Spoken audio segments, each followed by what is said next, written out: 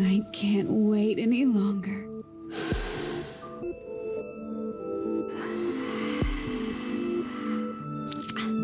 Wait a second.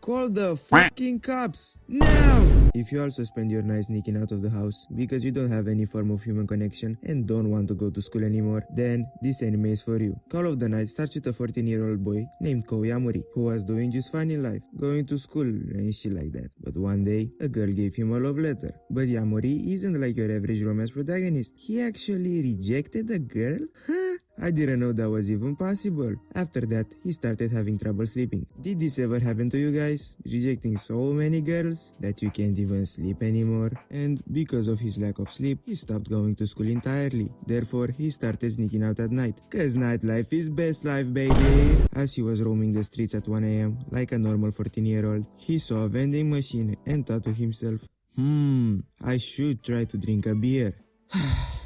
Where are bro's parents? He can easily just not go to school, he can sneak out of the house without them noticing, and now he wants to drink alcohol? What the fuck? Anyways, as he was trying to buy himself a beer, a mysterious lady approached him. That's Nazuna, our female protagonist. So the two of them started walking at night, meeting drunk people, giving them high fives, you know, the usual. Yamori told her that he couldn't sleep, so Nazuna offered to help, suggesting they go to her place. And guess what Yamori did? You already know. Of course he accepted. And can we just acknowledge how insane that sounds out of context? If I told you, yeah, a random woman I met at night invited me to her place so I could finally sleep, you'd assume I was either about to get murdered or get fucked in the ass. Nazuna rolled a futon so that they could sleep together. Again, nothing weird. So they started sleeping. And right as poor Yamori fell asleep, Nazuna started sucking him dry. Pause! And after that whole ordeal, the only question Yamori had for her is, why didn't I turn into a vampire? Well, the first thing he asked was if she was a vampire, but you already know that. So Nazuna responded, the only way a human can turn into a vampire is by falling in love with one and letting them suck you dry. But that's a problem for Yamori, because if you remember, he rejected that one girl, and that's because he doesn't understand the concept of love. So that becomes Yamori's goal, falling in love with Nazuna. Now, I'm gonna talk about the important things, so of course it will contain spoilers, but everyone has already watched this show. So let's talk about Nazuna and Yamori's relationship. They are both immature children. Even though Nazuna is over 40, she gets embarrassed when Yamori mentions anything to do with love, even though she makes sexual jokes all the fucking time. But the anime would have been boring with just the two of them. So of course there are other vampire waifus, like Kikyo, Midori, Nico, Hatsuka, and of course, the best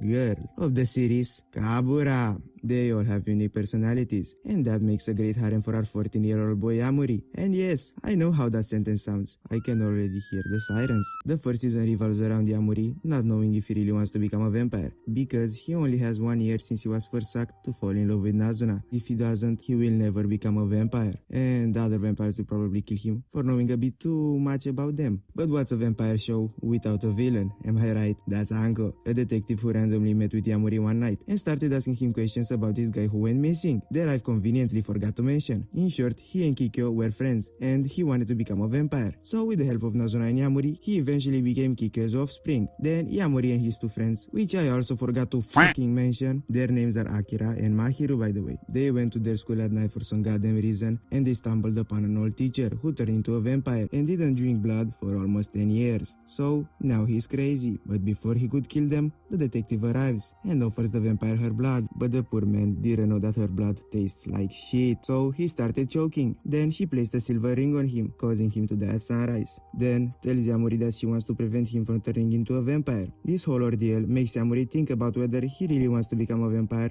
or not. So he meets with the detective, and she tells him to stop seeing Nazuna and the other vampires. And Yamori refuses, like the smart young man that he is. So the detective calls the cops on him, but Yamori runs and hides from them. Guys, remember when we did this when we were 14? No. Oh, okay. Then Yamori meets with Nazuna and start talking about the vampire life. Then they end with a kiss. Now, I don't want to spoil season 2 for you guys, but if people like this video, I could make a part 2. Now I'ma give my final thoughts and rating. I really love this show, especially the vibe that it gives. Also, I love the characters. Yamori isn't like every romance protagonist. He doesn't get embarrassed at the sight of a woman and isn't horny 24/7. Insane, I know. Nazuna is also unique. Even though she's been alive for 40 years, she still doesn't know what love is and gets embarrassed when someone mentions it. I didn't say she was unique in a good way.